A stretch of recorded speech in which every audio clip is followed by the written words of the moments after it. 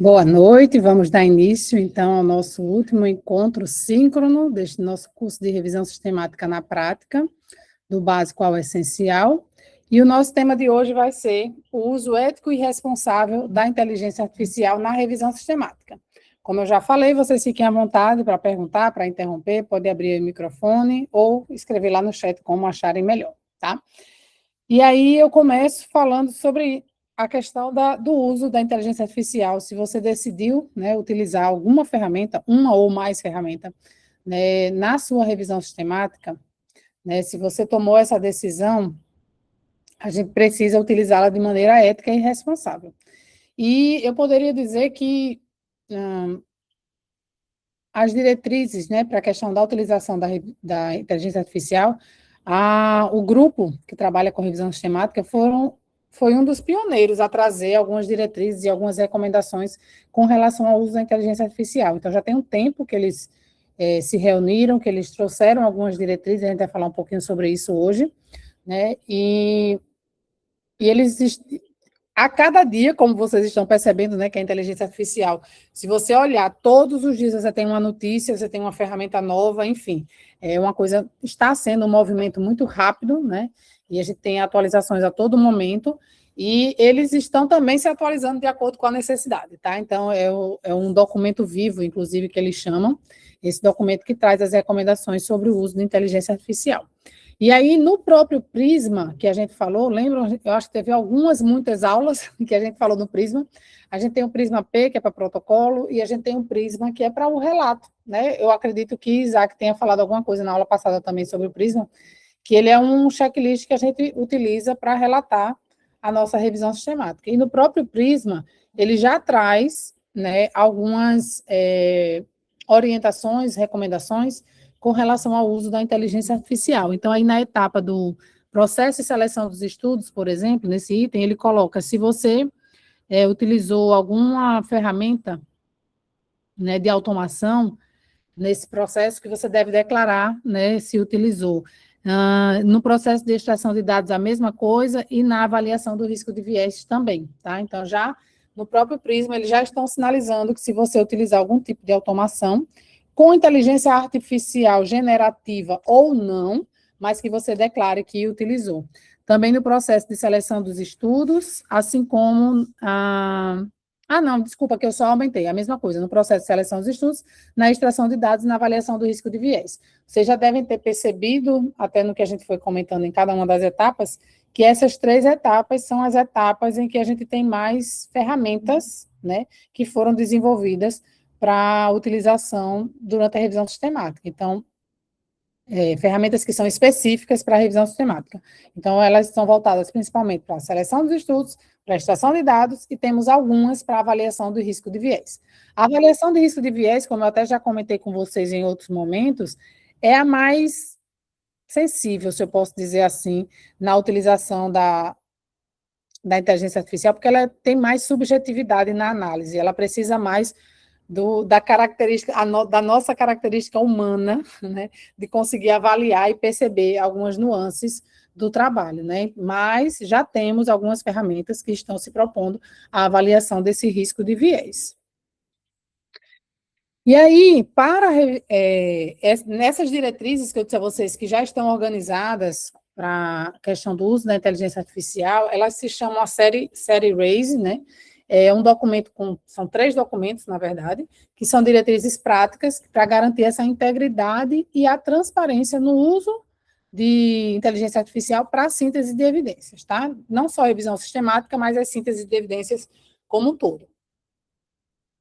Então, é um conjunto de 3 documentos. Esses grupos aí que eu coloquei a logo deles aí, Cochrane, o OSF. Então, são pesquisadores de todos esses grupos que se reuniram para desenvolver essa... Vocês não estão me ouvindo? Alguém mais com problema aí na... Tá normal aqui. Ok. Então, quem foi que falou? Foi... Tenta sair e voltar, ver se melhora. Ok. Então, esses pesquisadores, né, essas instituições, esses grupos que trabalham com revisão sistemática, eles se reuniram e fizeram estudos, fizeram pesquisas mesmo, né, fizeram pesquisa com pesquisadores, né, para chegar nesse documento que orienta a questão do uso da inteligência artificial para a síntese de evidências. E aí, como eu disse a vocês, são 3 documentos, né, desse estudo, foram gerados 3 documentos. O primeiro documento, ele traz as orientações práticas para os principais atores que estão envolvidos no ecossistema da síntese de evidência. Porque eu estou aqui falando com vocês, e a gente está numa posição de quem vai, né, durante todo o curso, a gente está numa posição de quem vai executar uma revisão sistemática. Mas, dentro de todo esse ecossistema, existem os editores de revista, que vão receber essas revisões sistemáticas que a gente escreve e manda para as revistas. Então, eles vão receber essas revisões e vão fazer uma primeira análise para poder passar para os revisores. Então, os editores fazem parte desse ecossistema. Os revisores que vão ler as revisões que a gente escreve, vão dizer se elas estão aptas ou não para ser publicado na revista, eles fazem parte desse ecossistema também. As próprias agências de fomento à pesquisa, né, que a gente envia propostas de pesquisas, e aí a gente recebe recurso nesses editais, eles também fazem parte. A própria população, no caso, o grupo médico, nutricionista, ou a população de maneira geral que queira, né, consumir ciência através das revisões sistemáticas, eles, como consumidores de revisão sistemática, eles também fazem parte desse ecossistema. Então, esse RAISE 1 traz um grupo enorme, vocês vão ver. Sim, aqueles, por exemplo, que desenvolvem essas ferramentas que a gente está falando, né, ferramentas de inteligência artificial para extração de dados, né, para seleção de estudos, eles também fazem parte do ecossistema, porque eles estão desenvolvendo uma ferramenta que vai ser utilizada na revisão sistemática. Então, percebam que o ecossistema da revisão sistemática, de quem está envolvido com a revisão sistemática, é muito maior do que só o pesquisador eu ou o pesquisador você. Né? Então, eu como pesquisadora ou vocês como pesquisadores. Então, ele vai muito além, tem muito mais gente envolvida. Então, esse primeiro RAISE traz orientações por cada um desses grupos dentro desse ecossistema. Já o RAISE 2 traz orientações sobre como construir e avaliar ferramentas de IA para a síntese de evidência. Então, ele é específico para quem está se propondo a construir ou a avaliar uma ferramenta de IA para síntese de evidência. Que aí, por exemplo, meu projeto do doutorado, eu trabalhei com a construção e a avaliação de uma ferramenta para extração de dados, né? E aí, neste caso, eu teria que seguir, né, tive que seguir as orientações que estão aí no RAISE 2, porque neste momento a minha posição era dentro dessa função. E aí temos o RAISE 3, que traz orientações sobre como selecionar e utilizar ferramentas de IA. E aí cabe para todos nós aqui, se a gente vai fazer a nossa revisão sistemática e a gente decide utilizar alguma ferramenta de inteligência artificial, esse RAISE 3 ele vai trazer orientações de como é que a gente deve selecionar essas ferramentas para a nossa revisão. Então, os pesquisadores, eles devem estar cientes, né, das suas responsabilidades legais e éticas. Por isso, tão importante esse documento, para que ninguém diga, né, que não sabia ou que não tinha conhecimento. Então, a gente tem esses documentos, né, tem essas diretrizes para nos orientar como pesquisadores nesse universo de síntese de evidência. E aí é uma obrigação nossa, através, né, respeitando essas diretrizes, atentar para a questão do plágio, né, para não cairmos na questão do plágio, atentarmos para as questões dos direitos autorais e da propriedade intelectual. Tá? Então, a gente precisa respeitar, né? A gente já precisava, é porque agora, com a inteligência artificial, ficou mais fácil cair nesse erro, então que a gente não caia nesse erro, né? A gente precisa atentar para isso. Também é importante perceber, né, e reforçar cada vez que a IA ela não deve receber crédito de autoria, né, em uma síntese de evidência e em artigo nenhum, né, em nenhum tipo de publicação, a IA deve sair como autora, embora ela possa ser utilizada para escrita. Você pode utilizar ferramentas de inteligência artificial para auxiliar na escrita de um artigo, de um e-book, o que seja, mas a IA ela não deve entrar como autora. Ela vai ser uma ferramenta, né? Ela é uma ferramenta. Então, A IA também não deve ser utilizada para fabricar ou falsificar dados ou resultados ou achados. Isso aí, minha gente, é assim, é óbvio, mas o óbvio precisa ser dito, né? Então, isso aí é, como é que eu posso chamar? Isso é uma fraude, né? Você falsificar dados, então, já não caberia sem IA, que dirá com IA. Então, isso aí não é crime, na verdade, né? Então, não devemos fazer isso. E aí, esse artigo da Nature, né, traz que ele saiu ali um pouco depois que começou, que saiu o primeiro artigo, que trouxe o ChatGPT como autor, né, do artigo. Então, a atribuição de autoria, segundo esse artigo, diz que a atribuição de autoria implica em responsabilidade pelo trabalho, algo que não pode ser efetivamente aplicado às LLMs, né, que são essas IAs generativas, tá? São esses modelos de linguagem.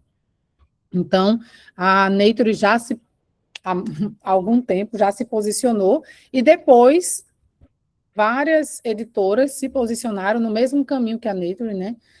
Trazendo que nenhuma ferramenta de LLM vai ser aceita como autora em artigos de pesquisa e que os pesquisadores devem utilizar, os pesquisadores que utilizarem, né, esse tipo de ferramenta, eles devem relatar, eles devem declarar o uso na seção de método ou agradecimentos. Essa foi a primeira orientação que saiu, mas hoje em dia algumas revistas já têm reforçado para colocar no final dos métodos mesmo, tá?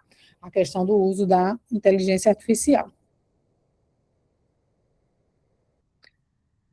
E aí, na União Europeia, a gente tem, né, essa lei que enfatiza a questão da transparência, né, da importância da transparência na autoria dos conteúdos, né, para que se possa garantir a origem da informação, né, de que ela seja clara e devidamente atribuída. Então, realmente, atribuir a responsabilidade a quem é responsável pela autoria.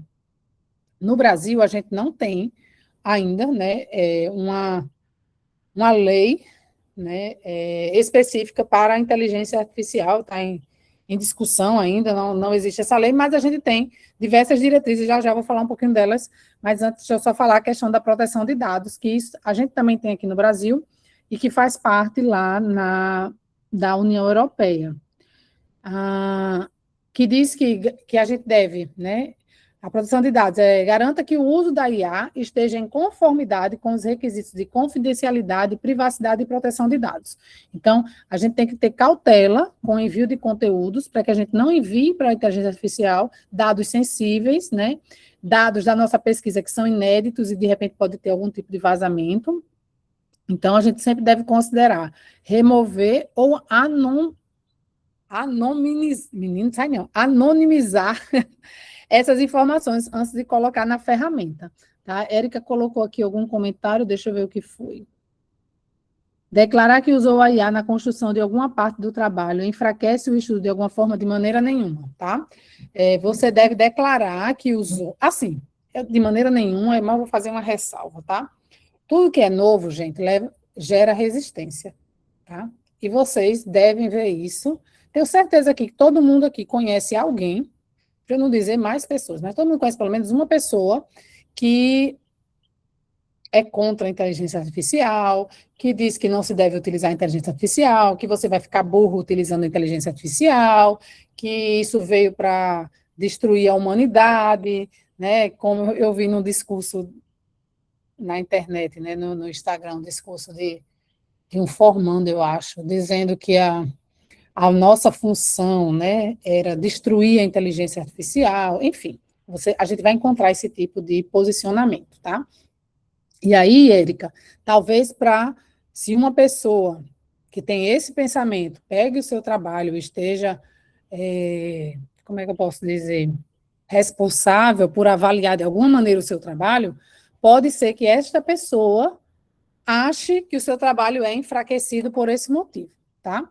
Mas, se você utilizou a inteligência artificial de maneira ética e responsável, dentro do que se espera num trabalho, ele não deve enfraquecer o seu trabalho, tá?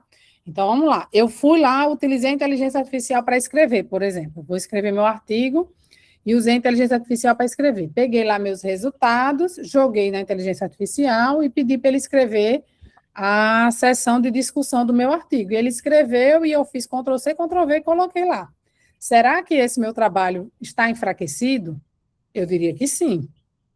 né? Por quê? Porque, como eu vi num curso sobre a escrita usando inteligência artificial, a escrita propriamente dita, ela é nossa, né? Ela deve ser nossa. Né? O pensamento crítico deve ser nosso. Se eu jogo para a IA e peço para ela fazer e eu só faço um Ctrl+C, Ctrl+V, provavelmente vai vir raso ali, não vai ter a discussão que poderia ter, tá? Então, se eu utilizo de maneira inadequada, eu posso estar enfraquecendo o meu trabalho, mas não é porque eu usei a IA, eu enfraqueci o meu trabalho. Deu para perceber a diferença? Tá? Pelo contrário, você pode fortalecer o seu trabalho utilizando a IA. Só que existe sim esse preconceito, e a gente ainda vai viver com ele por um tempo, né? Mas, como é dito, a IA já está aí, ela não vai deixar de existir. Então, ou a gente aprende a lidar com ela e a utilizá-la da melhor maneira, ou aí vem aquela história, aquele debate da substituição, né? Vamos ser substituídos pela IA. E talvez a melhor frase seja: vamos ser substituídos por aqueles que sabem utilizar a IA. Então, eu prefiro não virar as costas para a IA, né? E aprender a lidar com ela, né? E cada vez melhor. Então, eu penso que é isso, sabe, Érica? E aí, por essa sua pergunta, que muita gente às vezes até esconde que utilizou a IA, porque tem receio de ser, apesar de saber que utilizou de uma maneira sem problema, né, de uma maneira ética e responsável, tem receio de declarar e ser rechaçado por causa disso, né? Infelizmente, isso é uma realidade. Mas as revistas, e aí voltando para a sua pergunta, as revistas, elas querem que você declare, não há problema, o seu artigo não vai ser diminuído por causa disso, se você tiver utilizado de uma maneira correta. Por quê? Nessa declaração, você precisa dizer o que você utilizou e para que você utilizou a inteligência artificial, tá? Então, por exemplo, as revistas hoje não estão mais aceitando que você faça imagens do seu resultado utilizando inteligência artificial. Há pouco tempo atrás elas aceitavam, agora não aceitam mais, porque teve algumas fraudes, algumas imagens que não eram imagens de resultado mesmo, e que foram apresentadas como se fossem, e aí, pelo menos por hora, eles decidiram que não iriam mais receber. Então, hoje a gente não pode utilizar. Então, se você envia o seu artigo e os seus resultados você faz com imagens produzidas por IA, e declara que você fez, né, e a imagem produzida por IA, a revista pode ter dois posicionamentos. Ela pode simplesmente negar, né, dizer que você não está seguindo as diretrizes da revista, ou ela pode, a depender se gostar do seu trabalho, pode só recomendar que você retire essas imagens e coloque, né, imagens que não sejam feitas por IA, tá? Então, mas elas não estão, pelo contrário, elas estão até estimulando que a gente utilize inteligência artificial. E aí, falando sobre a nossa situação frente às regulamentações, né? Então, no Brasil, a gente ainda não possui uma lei única, mas a gente tem algumas normas. A gente tem a Estratégia Brasileira de Inteligência Artificial, a gente tem a nossa Lei de Proteção de Dados, né? Que a gente precisa considerar o que está posto lá, para que a gente não coloque na inteligência artificial dados sensíveis, né? E que esteja indo de encontro ao que a lei coloca. A gente tem algumas universidades que têm feito alguma regulamentação própria da universidade quanto ao uso, e a gente tem algumas diretrizes editoriais das revistas, né? As revistas, todas elas, se vocês entrarem lá, instruções dos autores, vocês vão encontrar o item lá que vai falar sobre a questão do uso da inteligência artificial, tá? Então, as revistas já têm colocado isso, e é o que a gente, sempre que for publicar algum artigo, precisa abrir e ler o que a revista aceita ou não aceita com relação ao uso da inteligência artificial. E aí entra, não sei se vocês já pagaram disciplinas sobre questão de escrita, de artigos científicos, enfim, mas uma coisa muito importante quando vocês vão começar a escrever um artigo de vocês é saber para qual revista vocês vão enviar, né? Então, quando decidirem para qual revista vai enviar o artigo, já olhar o que a revista permite, o que a revista não permite, como é que ela quer que vocês apresentem a questão da utilização da inteligência artificial. E aí eu pergunto, né, a UFRN tem alguma norma com relação ao uso da inteligência artificial?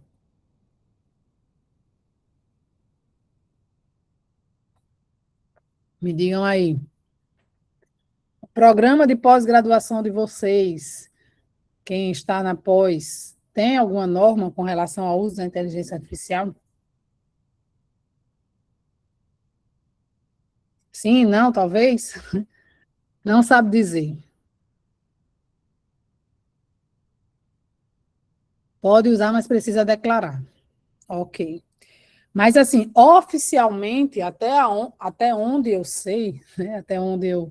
Porque, como eu digo, tudo é muito rápido na IA, né? Inclusive as normas estão saindo a todo momento também, mas até onde eu conheço, a UFRN não tem uma norma específica, né, para o uso da inteligência artificial. Entretanto, ela tem as suas diretrizes com relação ao uso ético e responsável da ciência como um todo, né, das escritas dos trabalhos, e que se aplicam perfeitamente ao uso da inteligência artificial também, tá, gente? Então, o que é ético não deixou de ser ético, tem que ser ético com IA ou sem IA, tá? Então, a gente usa dessas normas. Na pós-graduação também. Acredito eu que muitos dos programas, tanto de pós-graduação quanto os da graduação, principalmente os trabalhos que são de finalização de curso, que no caso é o TCC, o TCO para o pessoal de medicina, as dissertações, as teses, vão ser reformulados, se já ou estão sendo reformuladas ou serão reformulados, né, aquelas orientações que vocês recebem, e com certeza vai ter um novo tópicozinho lá falando sobre o uso de inteligência artificial. E aí o que a gente tem nesse cenário também, que é mais recente, é o posicionamento do CNPq, né?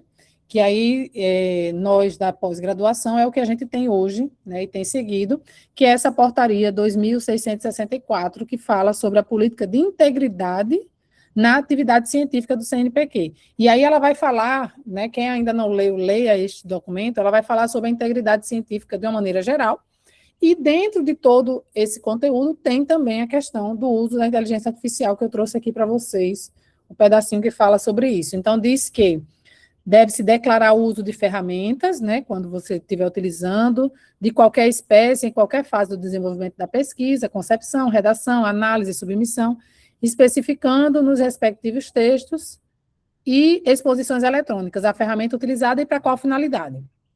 Também diz que é vedada a submissão de conteúdo gerado por IA generativa, como se fosse de autoria humana, aquela questão de colocar a IA como o autor, que não pode, né? Também é vedada a inserção de projetos de pesquisa de terceiros em ferramenta de IA para a elaboração de pareceres científicos. Aí fica para os que vão avaliar esses projetos. A gente não pode, eu como avaliadora, não posso pegar um projeto de um aluno ou de outro pesquisador e colocar em uma ferramenta de inteligência artificial, segundo as normas aí do CNPq. E também responsabilizar-se integralmente pelo conteúdo final da pesquisa. Então, o responsável é o pesquisador, tá? Então, ele é responsável, não adianta depois dizer, porque foi a IA que errou. A IA pode ter errado, mas você foi lá e assinou embaixo, tá? Então, a responsabilidade é nossa. Então, o que que o CNPq permite? O CNPq permite que a gente use IA para apoio à escrita, para uma revisão linguística do nosso texto, para apoio à análise, para organização de dados, para uma programação, né? Uma programação aqui que eu digo é de códigos, tá? Que você pode utilizar para análise de dados. Porque é o seguinte, eles não estão recomendando a utilização de IA para análise dos dados, fazer análise propriamente dita, que a análise a gente continue utilizando as ferramentas de análise de dados que a gente tem. Mas a gente pode utilizar a IA para nos ajudar, por exemplo, quem usa o R, né, e usa linguagem de programação. Então, você pode utilizar a IA para lhe ajudar nessa linguagem de programação para fazer as suas análises.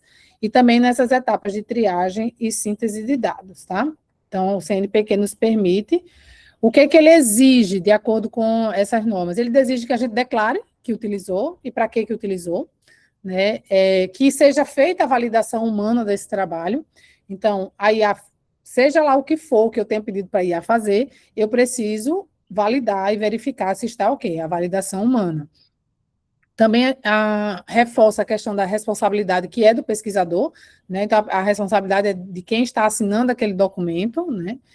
E a questão da transparência metodológica, dizer que utilizou, para que utilizou, tá? Então, isso aí tem que ter, e tem que ter a declaração de uso de IA, tá? Ela tem que estar lá ou na seção de métodos, ou nos agradecimentos, como eu já coloquei naquele outro slide. Ops, passei direto. E o que o CNPq proíbe? IA não entra como autoria. Aí a gente aqui entra meio que coisas óbvias, tá? Mas, como eu disse, o óbvio tem que ser dito. Falsificação científica, né? Fabricar dados, que isso tudo é fraude. Conteúdo não revisado, então você pedir para a IA fazer e não revisar o que foi feito. Ocultação do uso, você utilizar e não declarar, né? Então também entra aí. E a questão de utilizar esses dados sigilosos, né? Dados sensíveis, inserir isso na inteligência artificial, que também não é permitido. E aí eu trouxe aqui para vocês um pequeno esquema, pensando agora em todo esse trajeto, né, que a gente caminhou da revisão sistemática. Então, a gente começou lá na definição da pergunta, né, passamos pelo protocolo e registro, que, na verdade, no protocolo, a gente passeia por toda a revisão, decidindo tudo que vai fazer em cada uma das etapas, né, da revisão. Depois que isso tudo está feito, né, depois que a gente já pensou na nossa revisão completa, que a gente fez o registro desse protocolo lá no Próspero, a gente, então, dá início, propriamente dito, à execução da revisão sistemática. E aí vem a etapa de busca da literatura, né, que a gente, antes de fazer a busca propriamente dita, a gente constrói a estratégia de busca e faz essa busca, depois a gente vai fazer a triagem desses estudos que a gente recuperou através da busca. Feita a triagem, a gente seleciona quais são os artigos que entram na nossa revisão, selecionado esses artigos, a gente vai fazer então o quê? A extração de dados desses artigos, depois a gente vai avaliar o risco de viés desses estudos, para então fazer a síntese desses dados e escrever o nosso artigo de relato de revisão sistemática. E em todo esse passo a passo, a gente tem inúmeras, porque aqui são só algumas, a gente tem inúmeras ferramentas de inteligência artificial que podem nos auxiliar em cada uma dessas etapas, tá? O que ressaltei aqui? A questão da avaliação do risco de viés, que embora existam ferramentas que já apoiam, né, nessa avaliação, até traz uma avaliação, uma sugestão de avaliação, ainda é uma etapa, ainda é uma etapa muito subjetiva, ao meu ver, tá? Mas eu também acredito que a IA vai melhorar muito ainda e vai alcançar melhores resultados nessa etapa também, tá? Então, aqui a gente tem, em cada uma dessas etapas, a gente pode, sim, ter a inteligência artificial nos auxiliando, nos ajudando, mas não é necessário que em todas essas etapas eu utilize alguma ferramenta de inteligência artificial, tá? Então, é importante a gente lembrar que ela não é imprescindível, né? Imprescindível somos nós, né? Então, assim, na triagem dos estudos e na extração de dados, nessas duas etapas, principalmente, a gente tem um ganho de tempo muito grande, né? E eu acho bem interessante que a gente consegue trabalhar aqui com uma dupla humana-máquina, né? Então, a gente consegue, por exemplo, na extração de dados, eu faço a extração de dados de maneira manual e a IA vai ser a minha dupla, né? E a gente vai checar o que eu fiz, o que a IA fez. E onde houver discordância, uma terceira pessoa vai lá e vai resolver. Então, se eu gastaria em torno de 4 horas por um artigo, se outra pessoa estivesse fazendo comigo, era mais 4 horas de trabalho de outra pessoa. E agora só vão ter as minhas 4 horas e mais alguns minutos da IA, se der tudo isso, né? Alguns segundos da IA para resolver isso aí. Então, a gente consegue otimizar muito essa questão do tempo, né, utilizando a inteligência artificial. De toda forma, para cada uma dessas ferramentas aqui, é importante que a gente estude a ferramenta, né, que a gente aprenda a utilizá-la, porque senão, ao invés de otimizar o nosso tempo, ela vai terminar fazendo com que a gente gaste mais tempo com ela, né? Mas isso também é um processo de aprendizagem, né? Então, a gente vai gastar mais tempo da primeira vez, mas da segunda vez a gente já vai ter esse ganho, né? Quando a gente vai aprendendo a utilizar essas ferramentas. Bom, gente, então, essa foi a ideia do nosso curso, né? Trazer um pouquinho do que é o universo revisão sistemática, que vocês devem ter percebido que é um universo. A gente focou esse caminho mais voltado ali para os estudos de intervenção, que foi onde nasceu a revisão sistemática, mas vocês também perceberam, durante todo esse caminhar, que ela se aplica hoje a diversos tipos de estudos diferentes, e para cada estudo diferente a gente tem novas ferramentas que surgiram e outras que estão surgindo para atender a demanda desses diferentes tipos de estudo, né? E, e é um desafio, né? Fazer revisão sistemática é um desafio, não é uma coisa que se faz de um dia para o outro, que às vezes as pessoas pensam que vai fazer uma revisão sistemática em 2 meses, em 3 meses, e vocês perceberam que há uma demanda de tempo. A gente tem hoje a inteligência artificial nos ajudando a diminuir esse tempo, né? A sermos mais produtivos em um menor espaço de tempo, mas mesmo assim ainda é uma atividade que demanda de bastante tempo. Penso eu que a cada vez mais, com a evolução da inteligência artificial, a gente vai ter uma revisão sistemática cada vez mais rápida, mas também acredito que não seremos substituídos, porque eu também já ouvi, né, que a revisão sistemática vai acabar, daqui a pouco ninguém mais vai publicar a revisão sistemática, porque é só você ir ali no, numa ferramenta X e ela vai fazer a revisão para você, né, e validar. Olha, eu até acredito que a gente vai chegar num dia que realmente vai ser um negócio muito mais rápido, né, e muito eficiente mesmo nesse resultado.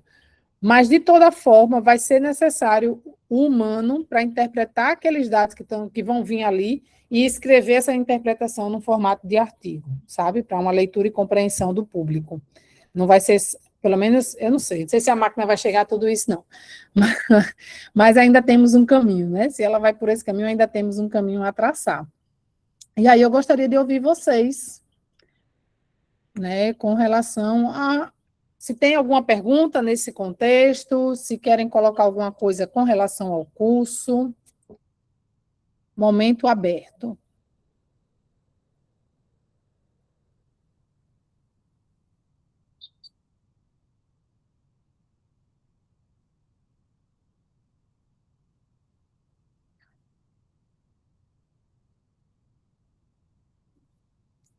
Ah, tem.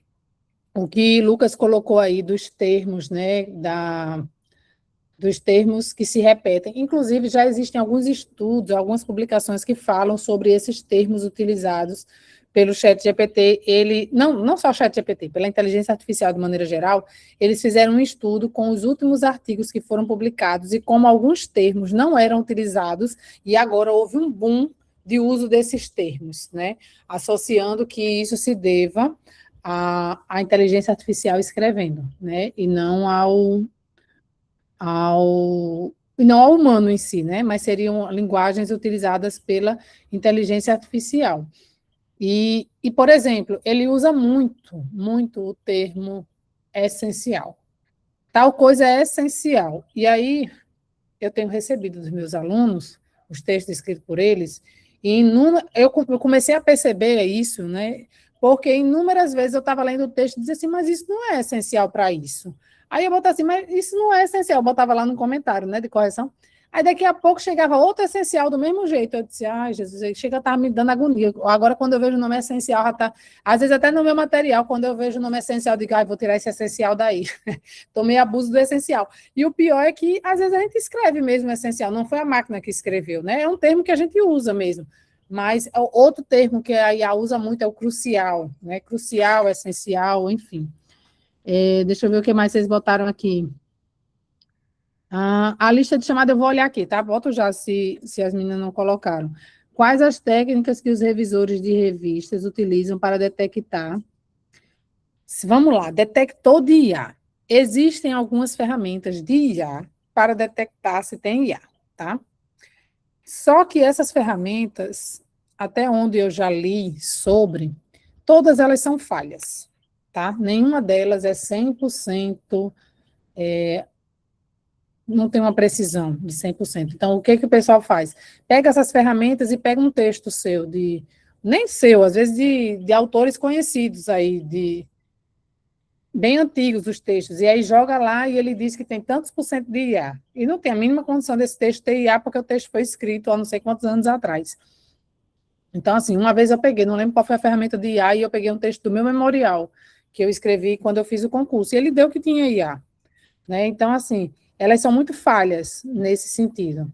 Já existem algumas ferramentas, como eu acho que é o GPT, agora eu não sei se é o 0GPT ou se é o GPT-0, porque assim, tem duas ferramentas, tem uma que é 0GPT e tem outra que é GPT-0. Uma é boa e outra, não, uma dizem que é boa e a outra dizem que é horrível. Eu não sei qual que é a boa, qual que é a ruim, mas o que que as revistas, os revisores têm feito? Eu acho muito complicado você declarar que uma pessoa utilizou o IA. Como é que você prova? Já que esses detectores são falsos, sabe? Entretanto, vou dar um exemplo também que eu já vivi, agora recente, eu recebi um trabalho e no próprio trabalho do aluno estava lá aquela frasezinha que ele entrega quando ele faz o que a gente pediu. Segue, é tipo assim, aqui está a introdução que você me pediu, sabe? Essas frasezinhas assim.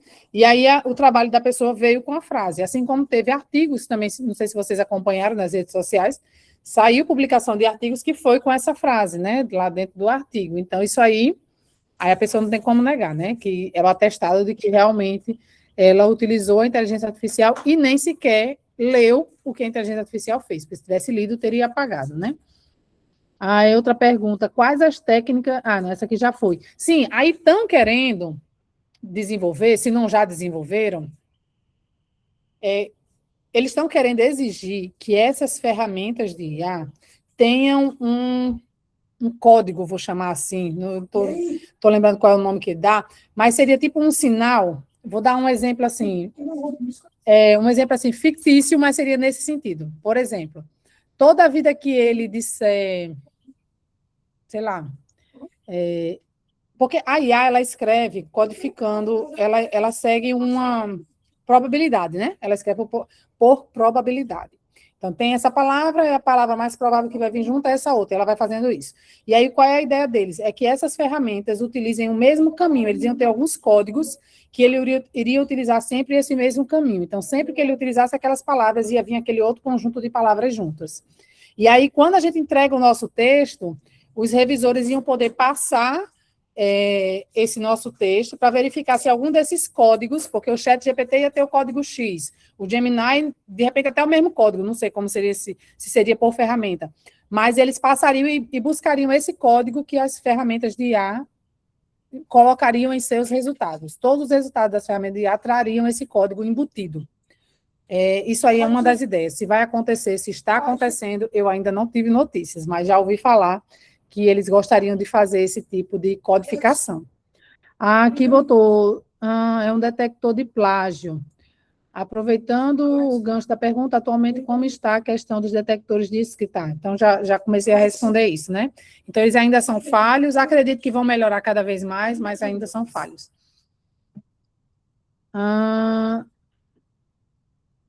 Tá, então aí você está falando da universidade, ok, da UFC, que ultimamente pede para declarar, usando. Aí, pronto, as universidades estão, algumas universidades eu já ouvi falar que estão utilizando detectores de IA, né, nesse sentido. E aí, como é que eles têm feito, até onde eu escuto? Eles passam o detector e colocam assim: olha, o seu trabalho pode ter no máximo até tantos por cento, né? Eduardo, como é que está sendo lá? Eles têm um percentual que eles estão aceitando? Porque eu ouvi comentar assim, que tem um percentual. Aí, quando o texto dá acima, né, ao TCC, a dissertação dá acima desse percentual, eles voltam para o aluno, né, avisando que está alto, não pode, né, que teria que ficar dentro desse teto de uso de IA. Como é que é lá, Eduardo?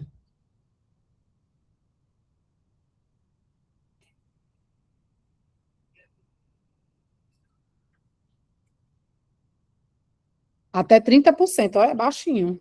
Até 30%. Se passar dos 30%, então, se o detector de IA disser que tem mais de 30%, aí eles voltam para o aluno, é assim? A gente na UFRN ainda não tem isso, tá? Então, algumas têm utilizado porque, assim, acredito eu que eles não utilizem para reprovar ninguém, mas eles voltam o texto para humanizar o texto, né? E tentar trabalhar dessa maneira. Mas realmente a gente ainda não tem esse detector que realmente seja, que diga com precisão, né? Que foi utilizado o IA. E aí, gente, eu também coloco, assim, esse é o meu pensamento, tá?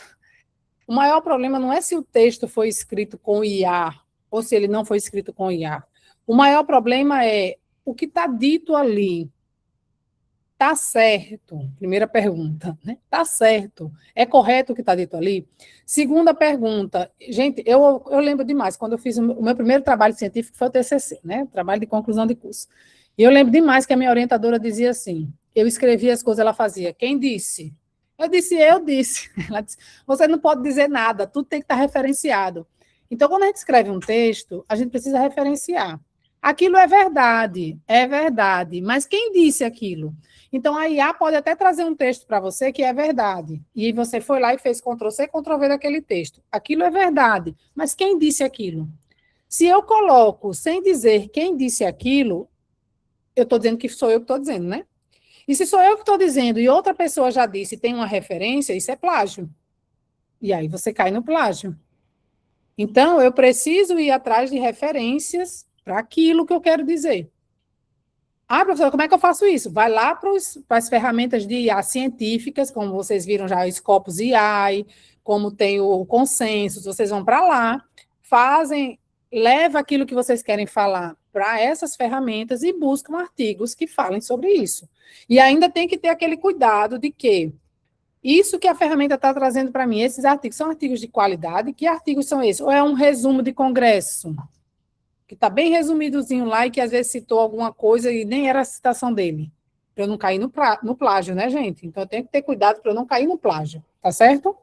Então, o maior problema, ao meu ver, não é quem construiu aquela frase, se foi a IA ou se fui eu que construí. Mas o que está dito ali, qual é a referência? Eu li em algum artigo, eu fui atrás de um artigo que me traga aquele conteúdo, então eu preciso disso. E aí a gente precisa fazer uma coisa que a gente não quer fazer, mas a gente tem que fazer, que é ler. Aí o povo não quer mais ler.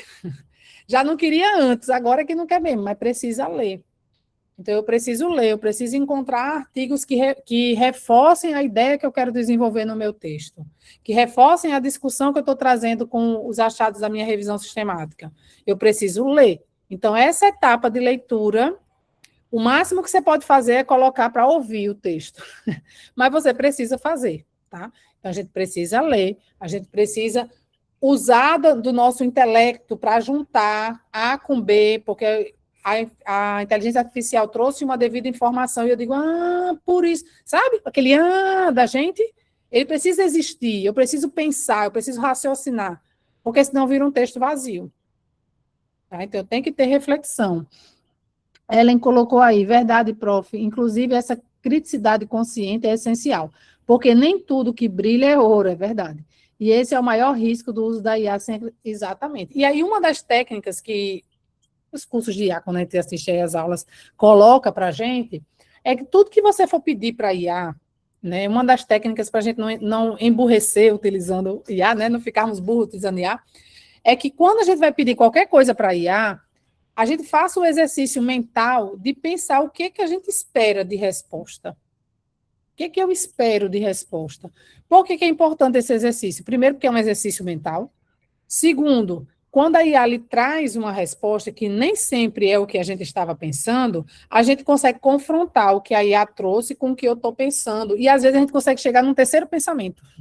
Né? Então, vem o que a IA colocou com o que já estava na minha cabeça e a conexão dessas duas coisas me leva a outro caminho.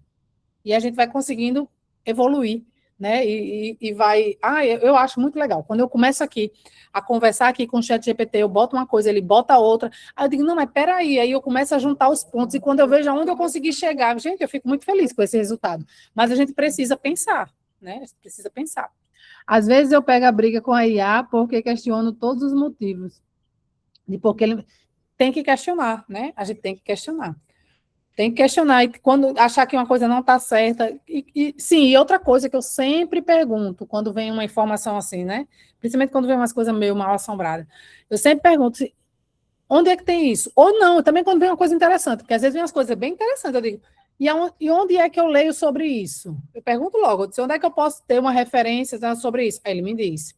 Outra coisa que eu gosto muito de fazer, porque se você tiver no Gemini, né, que é o Google, e você pedir uma referência, um artigo científico que fale sobre isso, ele só pega artigos mais locais da gente. Então, o que é que eu coloco? Eu digo de onde eu quero.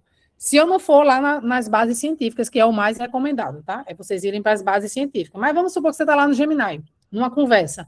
Aí você já diz, Lá no... tem algum artigo que traga essa evidência, algum artigo que está indexado no PubMed, que está indexado no Web of Science, então eu digo em qual base que eu quero que ele vá buscar. E aí ele busca lá naquela base e traz para mim. E aí já me garante que eu vou ter um resultado melhor do que se eu simplesmente pedir um artigo que fale sobre isso, que ele vai pegar em qualquer lugar. Né? Então a gente vai tentando também trabalhar esses aspectos da IA, né, nos ajudando nesse caminhar. E a gente vai aprendendo mesmo, gente, e a gente só aprende utilizando, tá? Então, a gente vai utilizar, a gente vai errar em alguns caminhos, vai melhorar em outros, e vai entendendo como é que a máquina funciona. Quer ver outra coisa que, assim, fugindo agora até da revisão sistemática? Quando eu comecei a utilizar o Gama, que é para fazer apresentações, quando eu comecei a utilizar o Gama, eu disse, não gostei dessa ferramenta, não, me dá mais trabalho do que eu prefiro eu mesma fazer, porque ela não fazia o que eu queria. E aí eu descobri um caminho, certo? Aí agora eu descobri um caminho, agora sai quase que perfeito as apresentações que ela faz para mim. Mas por quê? Porque eu planejo toda a aula que eu quero naquele slide antes. Então, quando eu chego para botar lá no Gama, minha aula já está toda pronta em Word.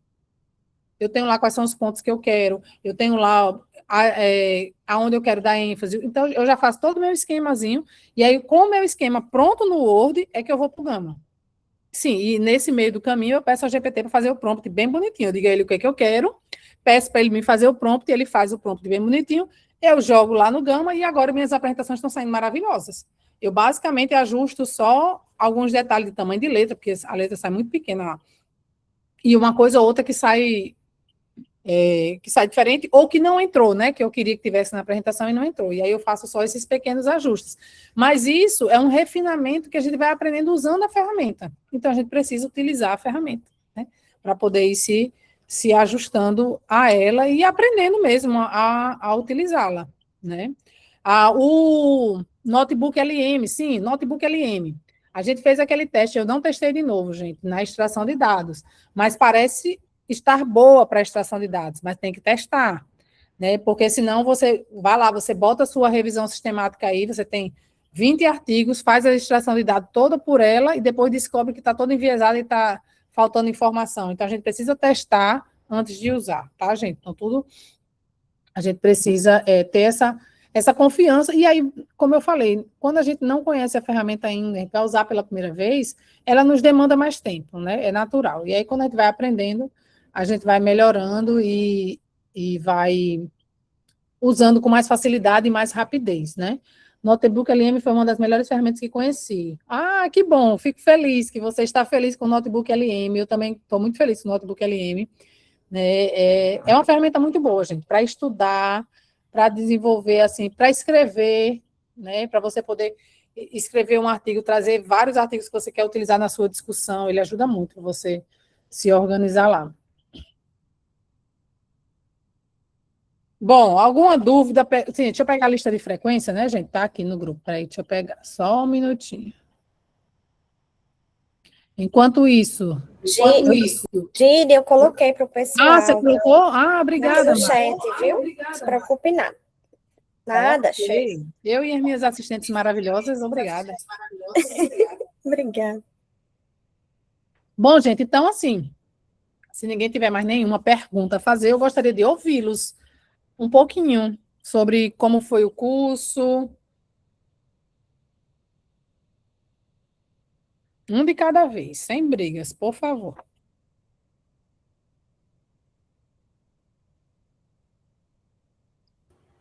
Obrigada, Maria. Pode falar, Lucas. Então, Gideon, eu achei, assim, um curso incrível, né? Principalmente porque, assim, eu achava que no início ele ia dar apenas a base, né? Do início da revisão sistemática, mas, de fato, ele fez isso e foi além, sabe? Porque trouxe muitas ideias sobre as ferramentas, sobre as etapas específicas da revisão sistemática que pode utilizar. Então, assim, foi um salto para mim, sabe, fazer esse curso, porque abriu bastante minhas perspectivas em relação à condução de revisão sistemática. Também, além, né, de você e dos outros professores, as monitoras foram essenciais, né, Então, Maria, toda hora eu estava lá, aperreando ela no privado, tirando dúvidas, e ela sempre muito paciente. Então, assim, eu só tenho a agradecer muito, né, pelo curso, porque eu vi que agregou bastante nessa questão do meu conhecimento sobre revisões sistemáticas. É isso. Só parabenizar mesmo. Obrigada, Lucas. Yasmin colocou aqui que no Notebook LM, né, deu certo na simulação da extração da atividade. Que bom.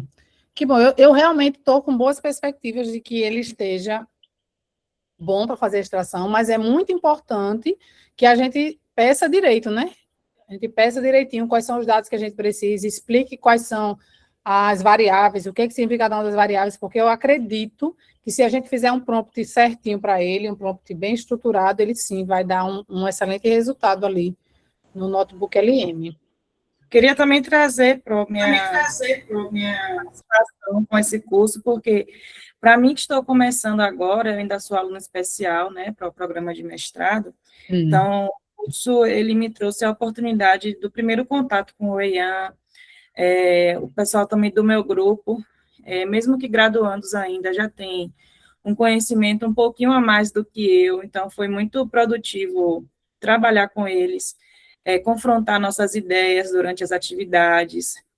O monitor Pedro também, ele foi presente na questão das correções das atividades com a gente, então a gente conseguia entender no que a gente estava tendo a dificuldade, por exemplo, da escolha do tema, da escolha de outros itens, né, das atividades, então foi muito bom também assistir às aulas, né, todos que vieram, pôde perceber que eles eram peritos no que estavam falando, então, assim, o curso trouxe essa segurança para a gente que estava aqui assistindo, né, então estamos de parabéns mesmo.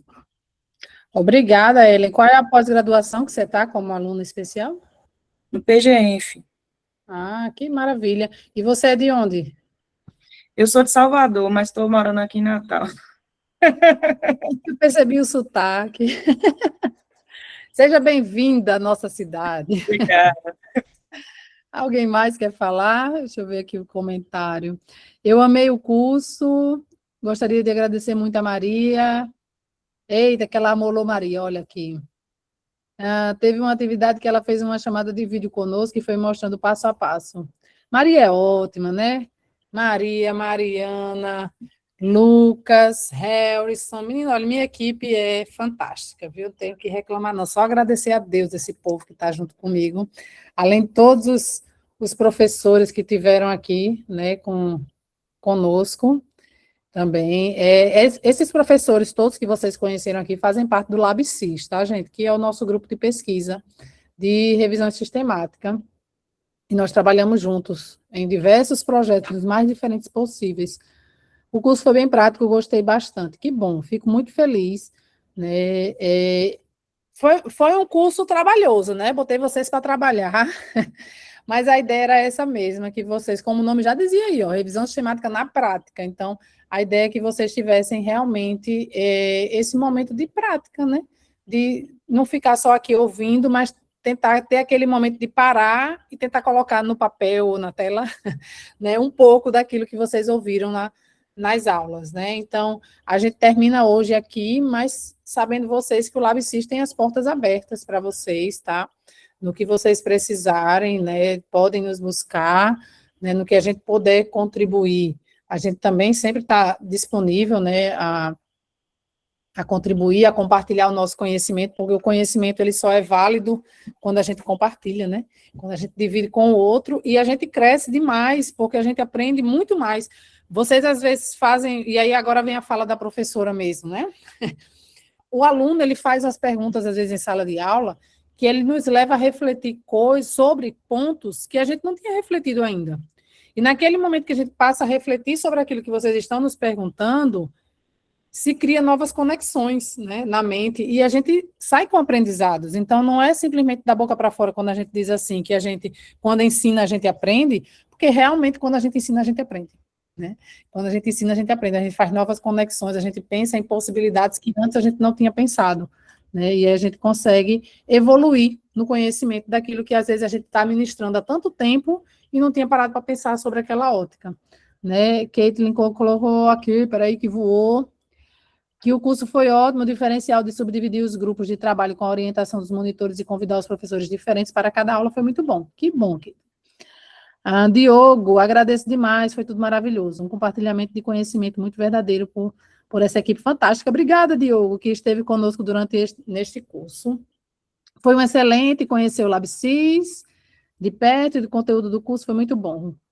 Com certeza agora temos segurança para nos inserirmos nas revisões sistemáticas. Fico muito feliz em ouvir esses relatos.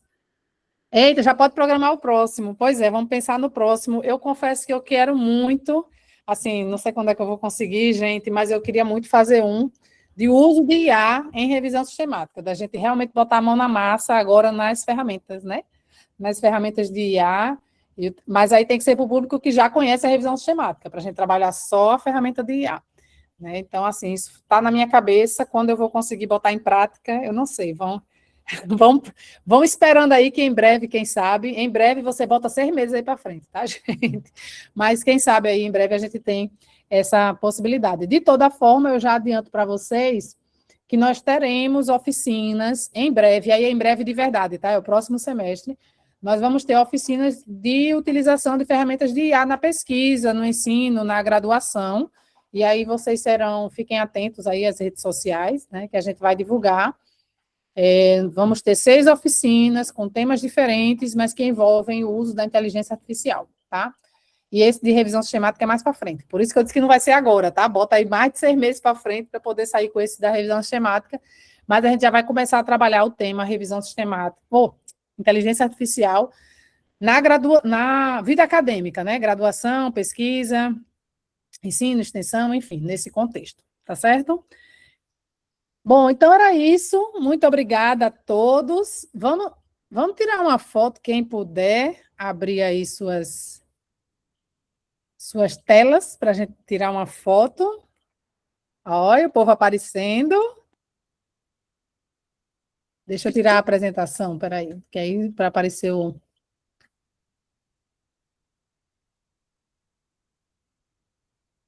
Quem puder aparecer, será bem-vindo para a gente poder fazer a postagem da foto aí do último dia. Quem mais puder fazer print e enviar, agradeço, porque a gente escolhe qual que a gente saiu melhor, né? E às vezes tem um negocinho, um símbolozinho que abre bem na cara da gente, é triste quando isso acontece. Não vá pro meu não, viu, por favor. Espera aí que tem gente abrindo ainda. Vamos lá? Se alguém mais for abrir, grita aí. Espera aí que eu estou abrindo. Ó, então vamos lá, vou contar até 3 e vou tirar... Opa, espera aí que mais gente abriu. Ó. Espera aí que o negocinho está indo para frente de John. John Lucas, sai da frente do rosto de John. Aqui. Aí, vamos lá? Vamos tirar. Mais uma. Prontinho. Muito obrigada, pessoal. Foi ótimo estar com vocês. Até a próxima, se Deus quiser. Obrigada, pessoal. Boa noite. E obrigada a Valeu. toda a minha equipe. Boa noite.